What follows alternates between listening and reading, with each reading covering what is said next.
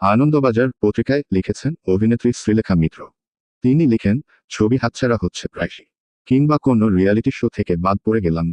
বিজ্ঞাপনী ছবির জন্য নির্বাচিত হয়েও শেষে আর কাজ হলো না।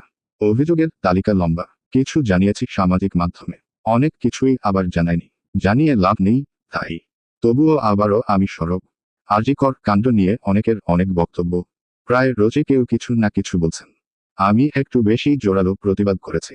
অবশেষে তার ফলাফল পেলাম। দুইটা বিজ্ঞাপনের কাজ হাতছাড়া হয়ে গেল। ক্লায়েন্ট যোগাযোগ করেছিলেন এজেন্সির সঙ্গে।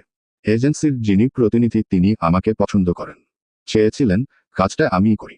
কিন্তু তারও তো কোথাও বাধা রয়েছে। বললেন, দিদি, আরজিকর কাণ্ডে তোমার বক্তব্য তাদের বিরুদ্ধে গিয়েছে। তুমি সরকারের বিরোধিতা করেছ। তোমাকে দিয়ে কাজ না করানোর নির্দেশ এসেছে। দুটো কাজ থেকেই ভালো অঙ্কের পারিশ্রমিক পেতাম। তিনি আরও বলেন, এককালে খুব কম উপার্জন করিনি, সেগুলো উড়িয়ে নষ্ট করিনি। আমার চলে যাবে। বরং এই ধরনের ঘটনা আত্মবিশ্বাস বাড়িয়ে দেয়। বুঝতে পারি আমি ঠিক পথে হাঁটছি বলেই আমাকে ঘিরে এত কথা।